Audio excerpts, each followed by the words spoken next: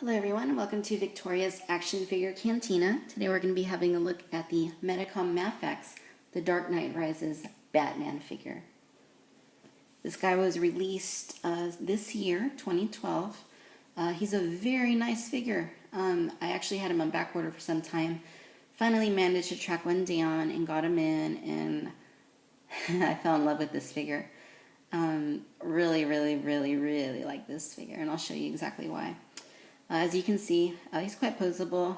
There he is with his EMP rifle. The sculptors over at Medicom did a terrific job on him. I don't have a whole lot of complaints on him, but actually I have a couple, and I'll show you what they are in momentarily.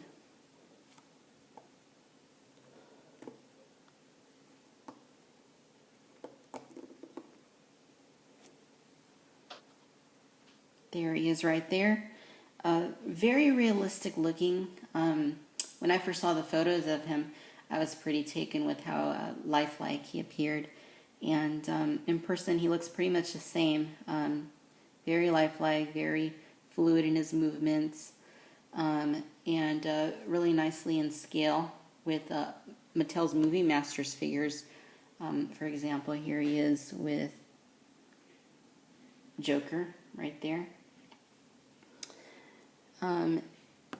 You know, I think for your money, this is the absolute best 6-inch Batman figure that money can buy.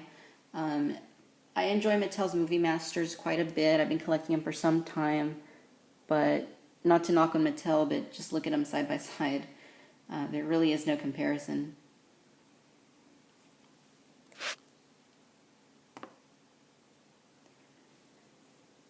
Detail on him is absolutely stunning. Again, his face is very realistic. He has a very stern look on his face. His suit is very nice. His utility belt looks extraordinary. His cape is this very flowy, soft goods fabric, and just his whole sculpt looks excellent. Get a better look there at his face. Yeah, that's a Batman figure you don't want to mess with. He's very articulated. I think this is kind of where the Miracle action figure comes from. You can pretty much move every single inch of his body, quite literally speaking. His head has a ball joint at the neck, but his neck is also ball jointed, so you can move it around in different ways. His shoulders have ball joints on him. His elbow has a swivel, but it can also spin right here. Whoop, there goes his arm. That right there is the main gripe that I was alluding to. That's actually my biggest gripe with this figure, is his arms fall off so easily. All you have to do is look at them wrong and they might fall. But yeah, he's nicely articulated. You can move his arm around there. He has a ball jointed wrist, and he's got a ball joint at the rib cage. He's got a ball joint at his lower abdomen. His hips are super articulated with ball joints. You can pretty much move them however you want. Ball joints, double ball joints at the elbows, actually. You can move him at the upper elbow, at the knee right there, and at the lower knee as well. And his ankles have, I don't think they're quite ball joints. They might be. You can move them up and down, but not really to side as you can with some figures. And also his toes are articulated, as you can see. So yeah, lots of articulation there for this guy. Now, it's a good thing because, you know, who doesn't want an awesome, super articulated Dark Knight Rises Batman? It's also a bad thing because it makes him a little hard to be posed and a little hard to stand at times, depending on what you're trying to do with him. But again, so it's a mixed blessing essentially. But all in all, I think the articulation is pretty darn awesome. Batman also comes with a few hands, as you can see right there. Got some hands. He's got 3 extra hands, actually. He's got 2 fists and then another right open hand. They're pretty easy to take off, should you decide to do that. They are held in on very tiny pegs that seem pretty sturdy, but they are a little bit, they're a little bit flimsy when you try to get them on there. It requires a little bit of effort.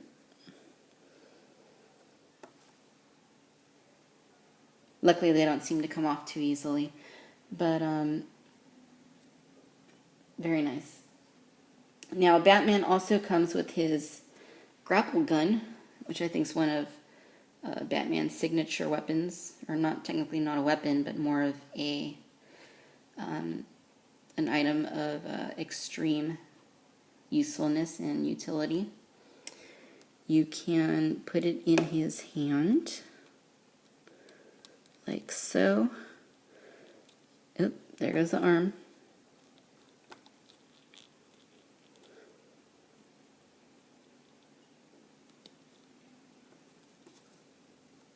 There we go.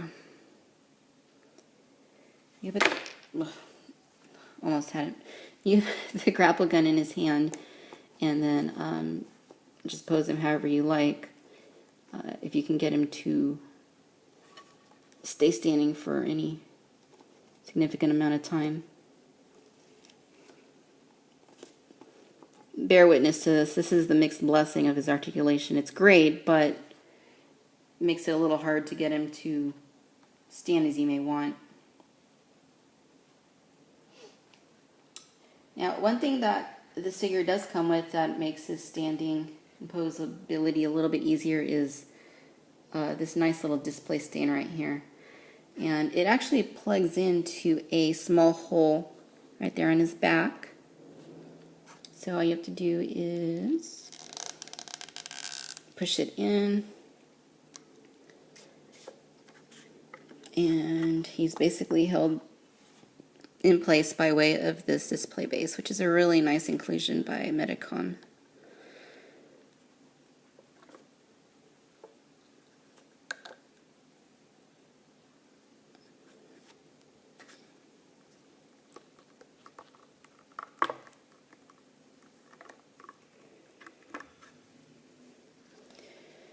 So this display base allows for all kinds of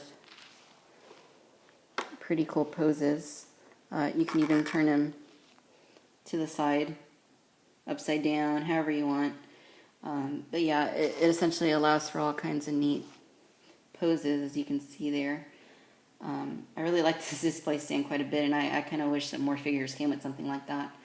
There's also a claw piece that you can attach as well, if you wanted to attach that there to the stand to kind of grasp his waist. I personally haven't used it yet, but as I prefer the peg that plugs into his back instead. But yeah, it's pretty neat. Very nice stand. I love the cape. I know not a lot of people.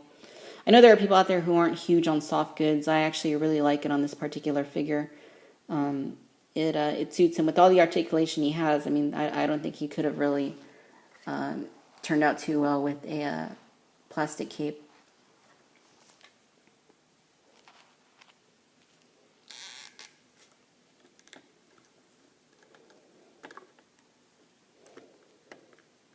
Of course, he doesn't have to be flying. He could also be posed as you wish on with the stand.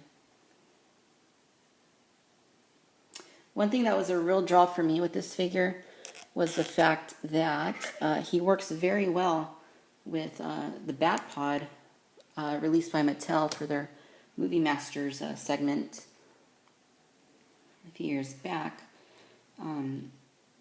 It's actually really neat. The Movie Masters Batman released by Mattel never really worked too well on the Bat Pod. His head didn't look up very well, and he just wasn't a very good fit for it. I think that's more to do with the figure than the Bat Pod itself. But the neat thing about this particular Medicom Batman is that he works really well with the bat pod.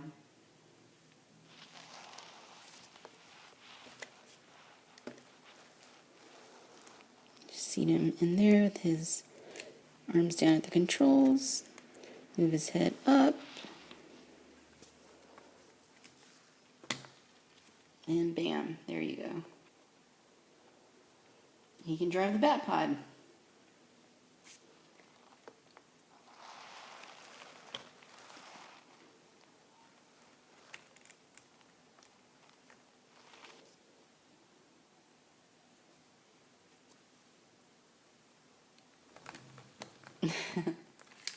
So again, great figure. I am very, very, very pleased with this figure. In fact, I would go as far as to say that this is the absolute best 6-inch Batman figure that money can buy, especially the best movie-based Batman figure. I think that Medicom did a very commendable job with this guy.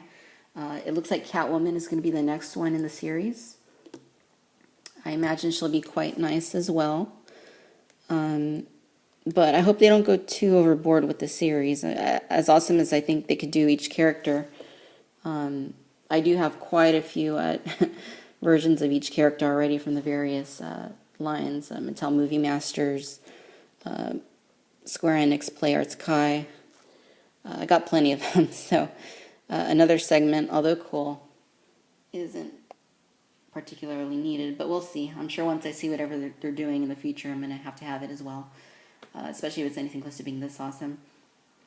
So yeah, there you have it. This is the Medicom MAFEX, The Dark Knight Rises Batman. Wonderful figure. I cannot say enough good things about this guy.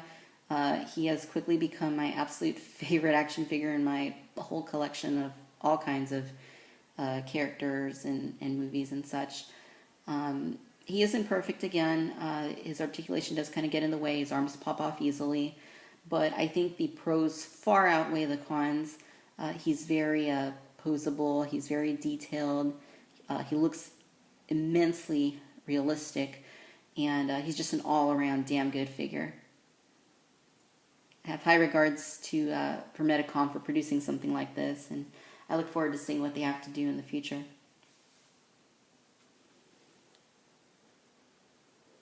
Till next time, thanks for watching Victoria's Action Figure Cantina. Bye-bye.